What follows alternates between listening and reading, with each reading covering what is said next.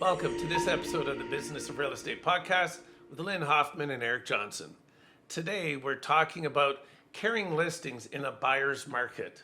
How tough is that, and how can you get through it?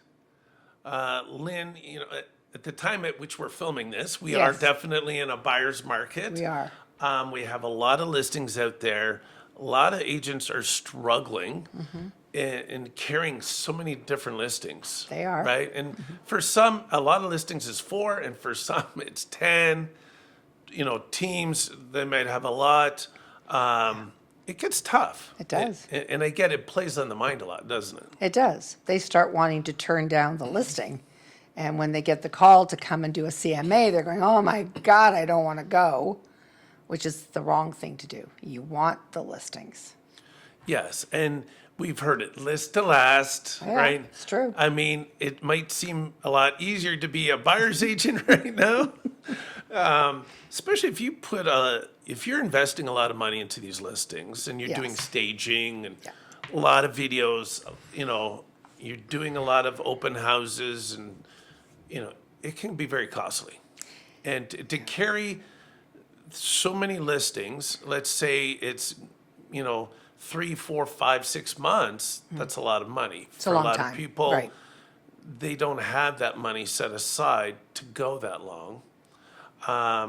But let's talk a little bit about the cause for some of this, because to me, I would break it down to some of these listings are way overpriced. Right? Some of them are priced well, don't show well. Right. And then there's the others that seem to be priced well, show well. I mean, they're still sticking around a little bit. Some of them are. So let's break it down and let's start with the ones that are grossly overpriced, Right. right? So let's talk about that. What would you say to an agent who's going into a listing appointment and the client is insisting that it be priced at this price? And they're going, well, the market is right now is telling us this price, and there's a significant difference. Yeah. Well, I talked to them about what their business model is for listing a property. So I hear what their business model is. And most of the agents that I deal with do a fair bit of staging. Some is lighter staging, but others do full-on staging.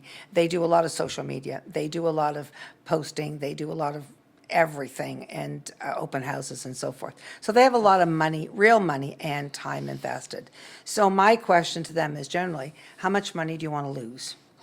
This is your business. It's your business model. What do you say to a client if they're grossly overpriced? And I'm talking grossly overpriced. If they're grossly overpriced and they're insistent on this number and you're a couple $100,000 out, how do you manage that conversation about how are we handling the costs of what you want to do with it when you know that they have a lesser chance of getting it sold at that price point? So people need to have a plan on how they manage their business, and it is their business and their money. Now, my other advice is they don't have to take that listing. Exactly. I mean, if somebody wants 2.1 for it, and you think it's a 799 in this 1799 in this market, you don't have to take it. You don't have to do that. If you do it, you might want to say they have to keep the property listed for 90 days. You might say at the end of it, if the staging cost is $10,000, they're going to pay toward that staging cost. Or when you sell it, you're going to have part of that staging cost covered. There's all things, but it all boils down to, do you have a plan? Do you have a business plan for what's going to happen when that listing is overpriced and how you're going to deal with that? The other part that is immeasurable in some ways is the emotional stress that it puts on you, puts on your family, puts on everybody around you, and you may be overlooking other opportunities because you're trying to get something sold that has got a very slim chance in this economy. Oh, I agree. There's, as you were talking about that, a couple things popped into my head, as it usually does when you and I are talking, go back and forth. You talk about the plan, and what came to my mind, what popped into my mind was there's a number of realtors, and through some of the coaching programs, they'll say, hey, your home's sold guaranteed, they'll buy it back, but here's the set price. right? Right. They have a plan, but it is based on here's the value, here's what, Right. the money we pay in comes off. Like people are afraid to put those things into the contracts, but there are a number of programs out there that have these things Yeah. already set up. You're right. And they work. Like people do sign them. Yes. So I'm just saying that I know some agents will say, hey, I'll pay staging for 1 month and then you pay anything Right. thereafter. We talked a couple episodes ago, we talked about having that pricing plan saying, hey, 3 scenarios here, Mr. and Mrs. Client. No interest, no showings. We're like 7 to 10% overpriced. If we're get a handful of showings but no offers, then we're probably in the 3 to 5% overpriced, and then lots of showings but no offers. We're 1 to 3%. Yeah. But that doesn't apply to grossly overpriced. No. And to me, that is really just the second thing that popped in my head was that's really just an objection. And you Yeah. have to learn to overcome that objection. Absolutely. You have to show that to your client that you're a good negotiator. Well, you're also the expert because you've done this before. So you have to show Exactly. that you're the expert on it. What strikes me about that part where some teams offer to buy the property, why don't you start with that price in the first place? Because that price is probably the more accurate price. But the client is insisting. Right. And part of it is, again, this is the objection. Yeah. This is what I feel my price is. Yeah. And it's your job. And I would say to an agent, like, look, your job is to negotiate. If a buyer came in and offered you grossly under, would you not be trying to negotiate a better price? So in essence, you are auditioning for your client to show how good of a negotiator you are. That being said, you and I have talked about this, is that what ends up happening typically is somebody takes this grossly overpriced listing. They don't have a plan. They haven't set anything in stone to say, hey, 2 weeks is the most important. We got to lower it this much, blah, blah, blah. So they just write it out. And what happens is it gets canceled. Yeah. The next agent comes along, knows how to overcome that objection, Yeah. overcomes it well. And I hear all the time, my God, then they came in with the second agent and they priced it where I said it should be. Yeah. But I don't think the client told the agent this is what the price it should be. The agent was able to convince the Yeah, client, yeah. this is where the proper pricing. Yeah. And so to me, that overpriced is, you need to do better at overcoming that Well, objection. certainly in this market, but the other thing that's sort of missing in this conversation is when an agent sits down to do a CMA the first time, I usually say to agents, when you're on the phone and you're booking the appointment, get some information from them. Ask them what they think their home is worth. Now, they'll probably say, well, you're the expert, you tell me. That's not the point of this. The point is to see how far out you are, because you know the area, you know what the price points are. So you can get a sense right at the beginning that if they're going to be overpriced, and you can kind of go in ready for that. But I would always ask the client, what's most important, time or money? Yeah. Time or money. If it's money, then we can take a little bit longer, and you're not going to be bugging me every week for a HPI report or, stats and absorption rate and blah, blah, blah.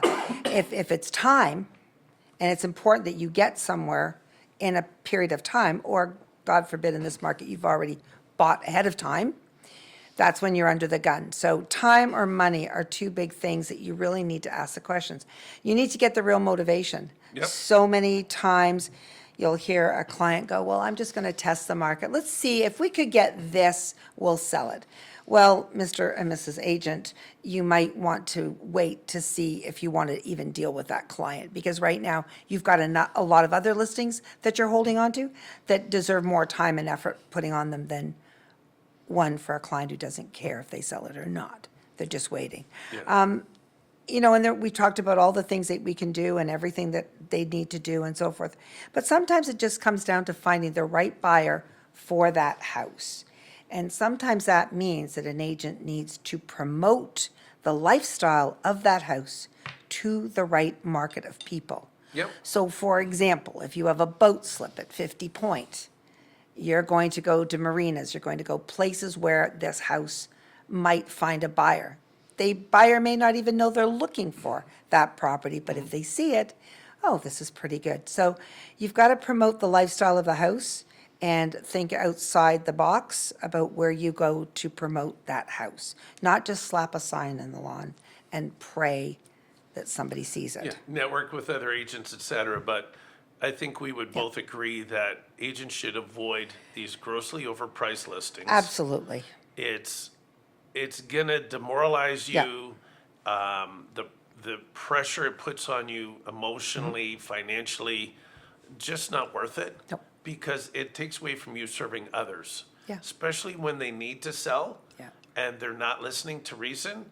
So Yeah. if they're not listening to you, then why are you dealing with them? Well, Because you're gonna be the one to blame. oh yeah, As always. much as we know it's their price, you're the one to blame. So I look at it from, and I've always said as a coach, is that I need to fire clients who are not going to do the Yeah, work. well- Why? Because they'll say it didn't work, Yeah. but you didn't do the work, but it doesn't matter. Yeah. Because that comes back on me. So it's the same thing. Yeah. You don't go to a doctor and ask for advice and then not take the advice. But one of the things I just want to point out, when you are carrying a lot of listings, agents don't want to call and say nothing happened, but you should call and say nothing happened. Yeah. I think every listing you have deserves a phone call at least once a week. But ask your client, do you want me to call you once a week? How would you like me to communicate? Even if there's nothing happening with your property, let's have a talk once a week to determine what's gone on in the market and just to stay connected. And you always need to make sure you're reminding your clients, your listings, that they are your top priority. That just because nothing's happening on them, you've lost interest in them. A lot of times the consumer feels the agent's lost interest and they're on to the next prettier listing or the next thing. You've got to stay connected to each and every listing with the same amount of time and the same amount of effort, at least a minimum of once a week. Yep. So you don't lose, and God forbid, don't let it expire before you understand that it's expired. Yep. So the big thing here is just don't take them on. Allow somebody else to waste their time and money. If they're gross, yeah. I mean, unless maybe they do a better job, but it's up to you. I would say what you need to work on then is overcoming that objection. Sure. Of here's what the price should be, because they may be pricing it based on what a friend sold or what the market was 6 months ago, but we're talking about today's current market. And that's my favorite phrase, today's current market. And always using that, because that's letting people know, hey, and I could show them HPI back when Yeah. February, March of 22, prices were up there, and we saw homes within a year drop $200,000 to $300,000 in value. Yeah. So what are we basing it on? Like even there, like a few months earlier, it was a different price, and it's come down considerably. So based on today's current market. Yeah. But the good news you can tell them is this, that you're selling and buying in the same market. So while your listing is a couple of $100,000 short of what you thought it would be ideally, you're going to buy Yeah. a couple of $100,000 shy of what you Yeah. would have been able to buy 2 years ago as well. So there's that to look forward to. It is a wash sometimes. The biggest concern, and we've talked about it before, is making sure that the seller has enough money in equity in the property to sell the close. property and to close, and to allow themselves to go on to the next thing if they, that's typically where their response is coming from, why they need a certain money. But that's up to the individual agents to delve into those reasons, understand them better, and then agent make an informed decision as to whether you want to carry that listing or not. Yeah, and the last thing I guess on this topic is sometimes they've bought a place and Yeah. they need X amount of dollars. Yeah. And it's like, well, I mean, if you were the one helping them buy, you should be do your job. Yeah, And take a look at the numbers and make sure it works. yeah, That is a difficult situation. Sometimes people can't be helped. I know, I'm going to take this outside of real estate. One of my sales jobs, we were selling office equipment, photocopiers, et cetera. And we would always do an assessment beforehand. And there was this one client that we're talking a $15,000 machine, to go in. But when we did the buyout, because they had been flipped and they weren't paying attention, they just said, oh, my monthly payment's the same. But they wanted to get out. It was going to cost them $70,000 to buy out that contract for a machine that used to be worth $12,000, not worth that anymore, but they Yeah. were going to have to pay that out. And it's like, Yeah. we can't help you. Yeah. Like, we would literally say, I can't help you because I'd be doing you a disservice Yeah. by having you pay, like, if to buy out this new machine we had in, now you're gonna be $100,000. Yeah. That, like, our ethics said, no, this is not how we do business. Mm-hmm. So we would have to say, no, we're gonna have to ride this out. And if you're smart, you'll ride it out too. Yeah. But And that- sometimes you have to just turn it down. And that's another thing too. I mean, that shows the client or consumer that you're not in it just for yourself. You're not in it for a commission check for you. You're actually taking care of their best interest. You know, this may be not the right time for you to sell the house, but let's reconnect when you're in better shape or when it's better. Exactly. But again, they have to ask all these questions to get to that. They have to know what they're prepared to do within their business model, how they want to handle it. And sometimes the best thing to do is just walk away from something like that and go on to somebody else that you can serve. And be energized by. Yes. And get energized by the ones. Oh, these are hard. It's a very emotional time, so I just want to, first of all, acknowledge to our agents that it is an emotional time and a difficult time. If you're carrying 8 listings and none of them are really moving and nothing's happening, that's a huge burden on the agent themselves, which can affect family and a lot of things. But it is not yours to carry in some ways.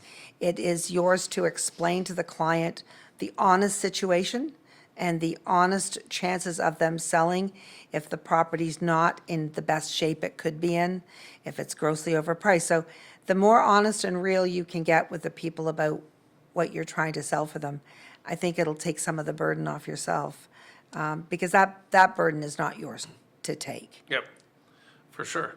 So let's talk about that middle range where, we're priced pretty well Yeah. according to market, but it doesn't show that well.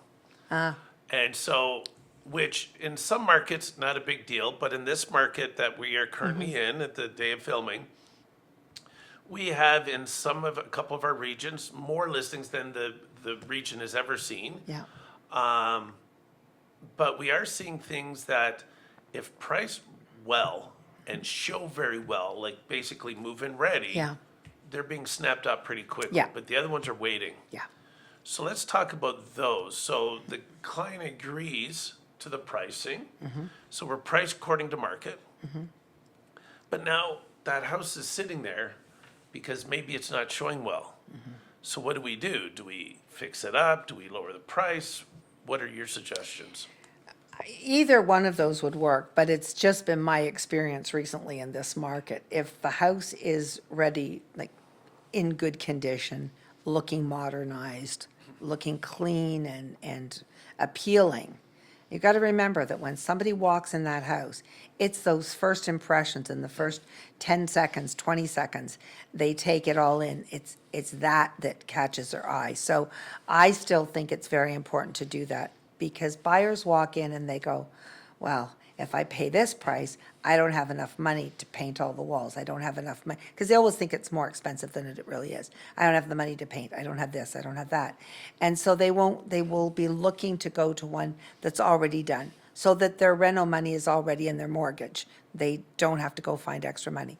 So if you, the agent, have the ability to do it yourself or the ability to hire people to do it, I would always suggest that you get rid of any old dated carpeting or clean it. Paint is very important, especially painting trim is very important. Getting rid or covering any wallpaper that might be in a room, blinds or little frilly blinds over kitchen windows that are outdated. Clean it up. You don't have to go restage the whole house. Back in the day, we used to call it fluffing the listing, just decluttering, minimalizing, and your people are moving anyway, so take some of the stuff out, rearrange what they have, add a few pieces, but just give it that extra zhuzh, so when people walk in, it looks fresh. Yeah. Add some plants that aren't dead and artificial plants that don't have dust all over them. But just to Yeah. give it a little bit of a boost, I believe strongly that people make that decision when they first walk in, if they think they can live there. And of course, the two biggest items you need to get rid of, personal pictures and pet items. Keep them out of the pictures and out of the way. For sure. But the key thing here is if we know if it's a little rough, we do need to touch some things up. Yeah. And I think, for those listening, at the time that we are recording this, I mean, we've had some things from the States where they're threatening more tariffs. There's some uncertainty of what's going on. I mean, our mortgage rates are pretty good. So it's not really the mortgage rates. It's not the We're mortgage sitting rates. around 4%, so it's not a big deal. I think there is some uncertainty. And so when it comes to doing things like the renovations, I don't want to spend a lot more. No. I mean, we're seeing, certain things, grocery prices rise, et cetera. Yeah. So they're going, I really don't, I want to move, but I also don't want to have to put a lot of money into this. And so if they do walk in and they feel like, oh, we're going to have to do this or do that. That comes Man. out of pocket money. That's out of pocket money. And I think, we talked a couple episodes ago, we talked about the gas station analogy, right? Yeah, Like yeah. people, no matter what you think, hey, I have I have marble, not quartz Mm-hmm. countertops, but the average consumer doesn't care. They're going, it's stone, it looks good. It'll work. They're looking at all things being equal, Mm-hmm. I'm going for the lowest price, just like you would at a gas station. If everybody's around $1.22 and one guy's up around $1.30, sorry, $1.30, he's like, Same somebody thing. who's desperate, who's about to run out of gas, they're running in, otherwise everybody's coming here. It's the same thing. If I have a lot of choice, because right now consumers have a lot of choice, I can choose one that's move-in ready. And it might be a little bit more, or not quite exactly, like I would have preferred that area, but that's my second choice. But I can get into that house and not have to put in thousands, because what they assume is tens of thousands of They dollars. do. They always overprice Even things. even Yeah. if it was only going to be 5,000 to fix it, they're thinking tens of thousands, so they're going to go elsewhere. So for a little bit of money, Yeah. the client puts in a little bit of money, and you go, okay, we need this to show that they can move in. Don't need to paint. Window coverings, okay. Paint is cheap. Paint is cheap. Paint is cheap. You- We can get drapes pretty cheap too, generic that look clean, Yeah. modern. Clean that up. It's the furnishings. To be honest, dated furnishings, things that are broken, Get rid of them. right? Make sure the yard. If I walk up in Absolutely. the landscaping, when I walk Yeah. up, does it look like, oh God, I'm gonna have to do a lot of gardening? Yeah. So I don't feel like doing a lot of gardening. Yeah. I make sure it looks all good. The paint is good. I really think that for a lot of people, it's some fix up. I think the other thing too, and I have done this as an agent myself, a lot of it's just some elbow grease. That too. Sometimes places just need a cleaning. And I'm not saying anything disparaging about the homeowner, but sometimes when we live in a space, we don't notice our things the way a new person coming in would notice them. So quite often, it's just some good old-fashioned elbow grease and repositioning things. I know that's something I used to do. I have my staging certificate, but we didn't stage back in the day like they do nowadays. We would just take the items and put them in different places, change things around, fluff it up, make it look nice, make it look clean, and certainly curb appeal is very important. So I think those are all things that are very doable and can keep the cost down as opposed to carrying thousands of dollars on rented furniture. Because quite honestly, sometimes all these houses are starting to look the same inside because they're all using the same stagers.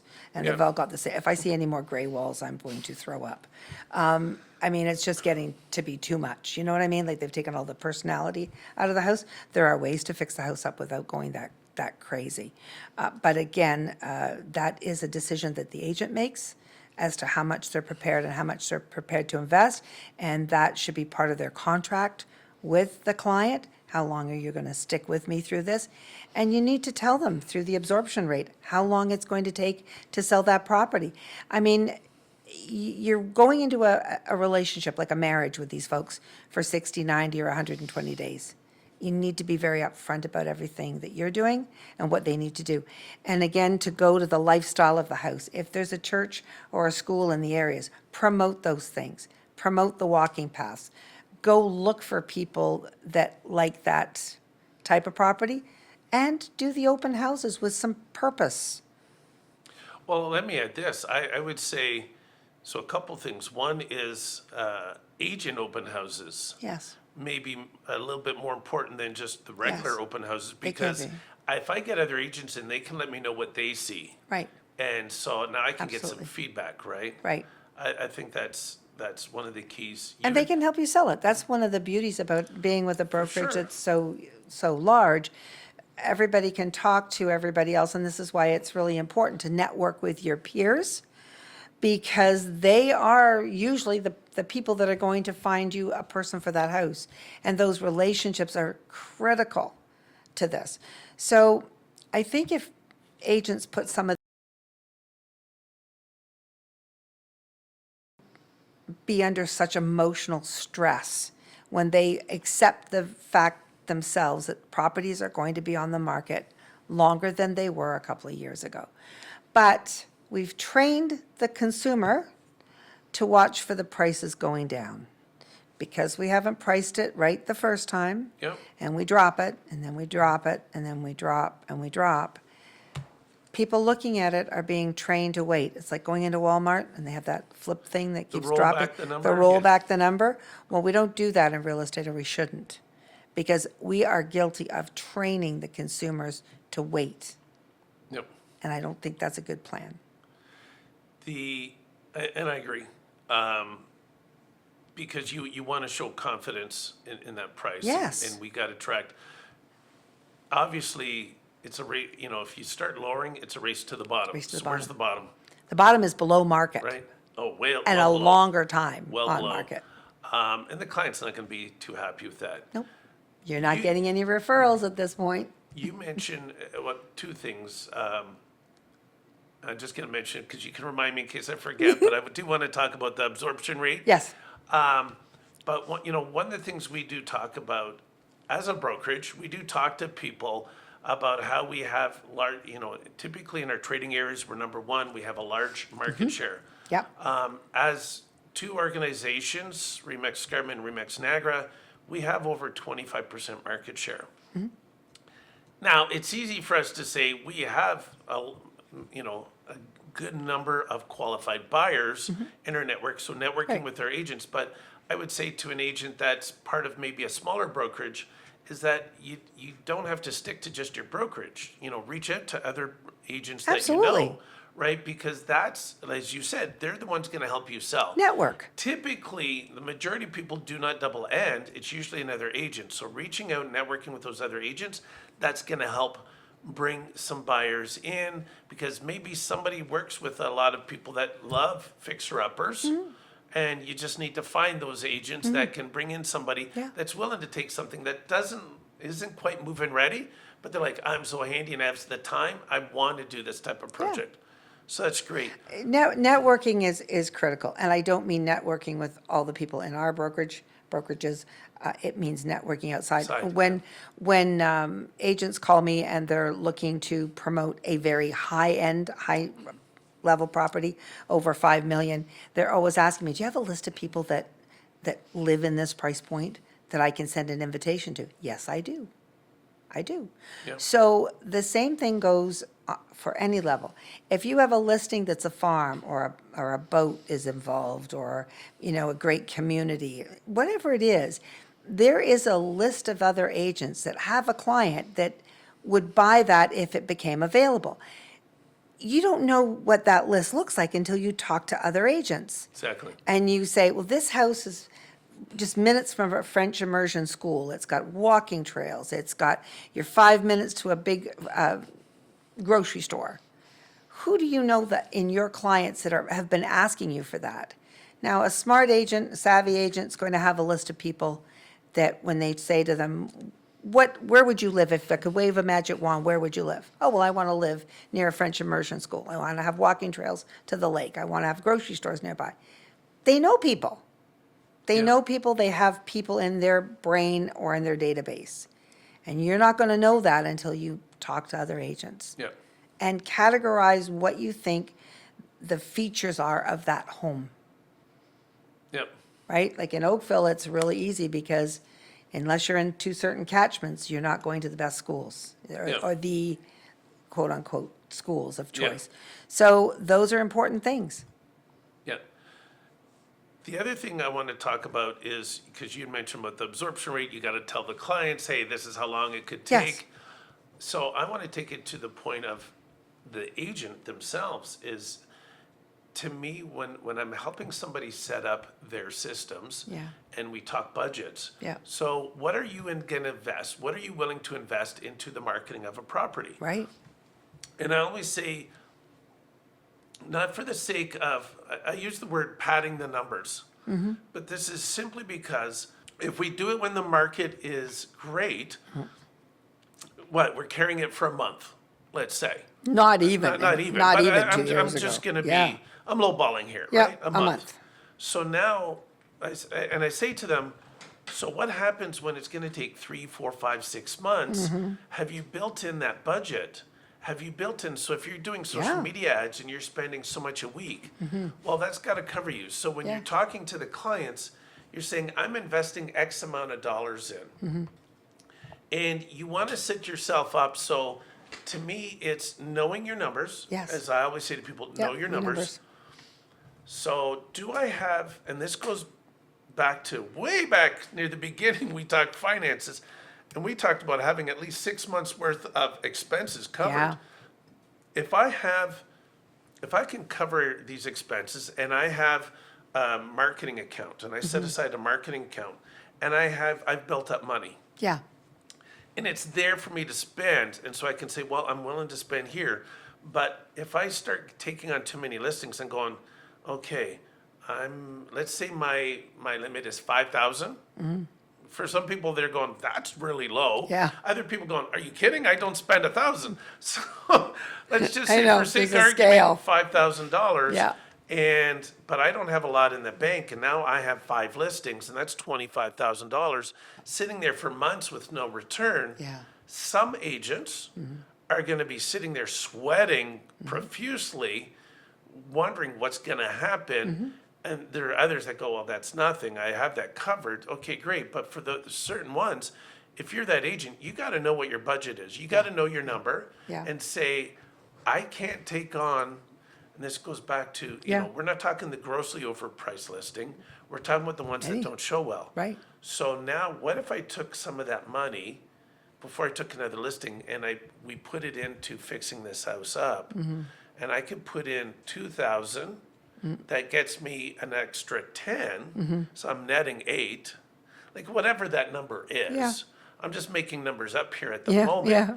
But, because every house is gonna be different, but you gotta look at those numbers and you gotta look, hey, this is the absorption rate, and this house may not show that well. And as we always say, there could be that one buyer that's willing to spend this money for this house in this condition, but the chances of them being in the market today in this area, Might not. slim. Yeah. So I gotta go based on the average, and the average says we're gonna be here for a few months. Yeah. We could get lucky, but if we're here for a few months, am I prepared to Can I carry carry it? this? And so then that's gotta make you think, well, I can't take on too many listings. I may have to turn some down, Yes. right? Yes. Because if I put myself in too dire financial, all of a sudden I can't make some of my Yeah. payments and I'm in big trouble. Right. And I think that's hence the angst and anxiety that a lot of the agents are doing. And just to your point here, some of the properties are sitting a longer period of time. And if they've invested in 4 properties, they've got all that money out there. The worst thing they can do is pull the staging out. Because if the house is still on the market after 60 days and they pull the staging out and keep it back on the market, the amount of, when people go through it, the disappointment factor is through the roof. So I would personally think it's better if you figure out what your budget is. Maybe it is $3,000 a house. And not including your time and energy, but $3,000 in costs. But leave it there for the full duration till it sells, instead of yanking it all out halfway through, and then people still coming through and seeing it in a much lesser condition than they Yep. originally saw it. For Because sure. the disappointment factor is through Yep. the roof. I mean, an alternative strategy here is we could lower the price and say, hey, this is a great value. If we look at our comparables and go, well, we have some that are, priced the same, but they are a little bit more move-in ready.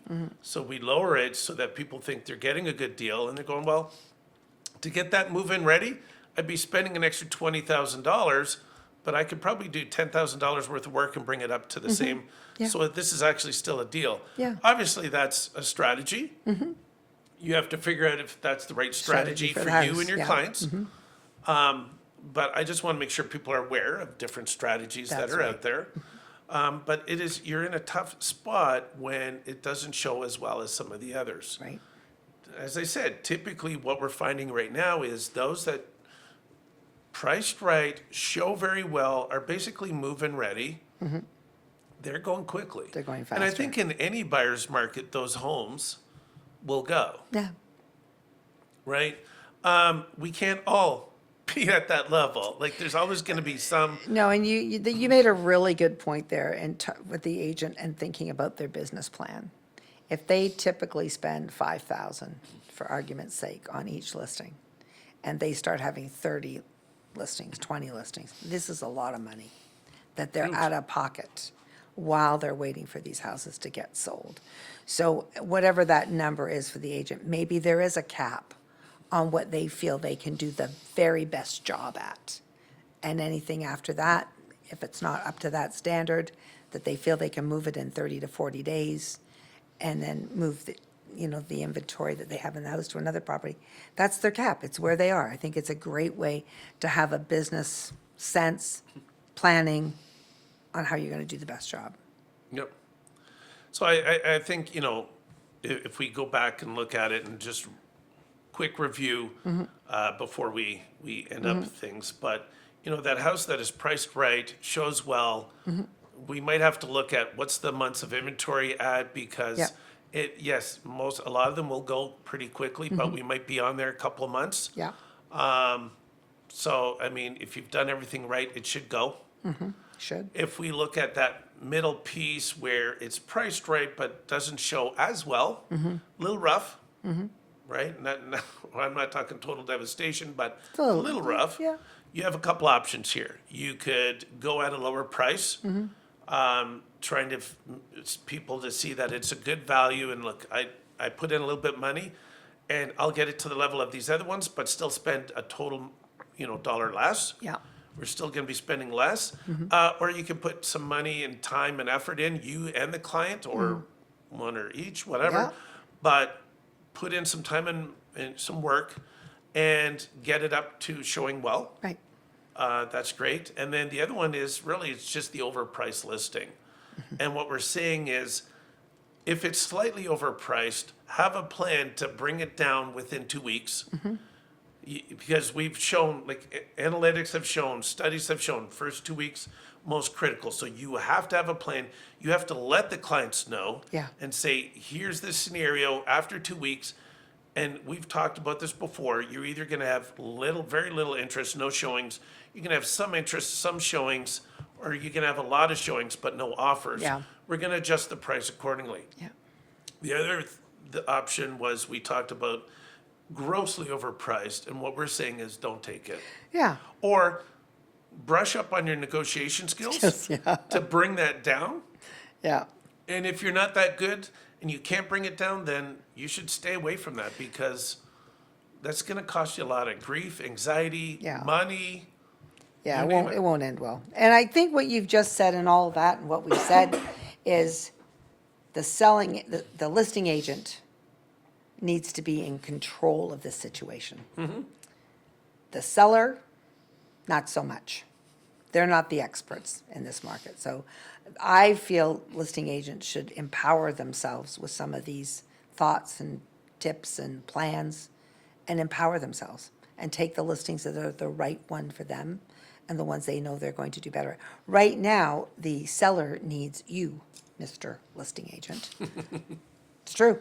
Oh, it is. They do. They need you. And so let this be a time where your value shines, where your expertise on selling listings shines. Yep. Is there anything we missed? I don't know. I think we summed up there. So I don't think we've missed anything, Lynn. So, just for those of you out there, avoid those grossly overpriced listings. If you're struggling to overcome those objections, work on those, reach out to us. We'll do everything we can to help you become better at that. But for the most part, know your numbers. Make sure you're not overextending yourself, and at all times, do what's best, not only for your client, but for yourself. That's the most important thing. We appreciate you guys joining us on this episode. And as usual, please like, subscribe, comment. We love to hear from you guys. And we'll see you next time on the Business of Real Estate podcast with Lynn Hoffmann and Eric Johnson. Thank you.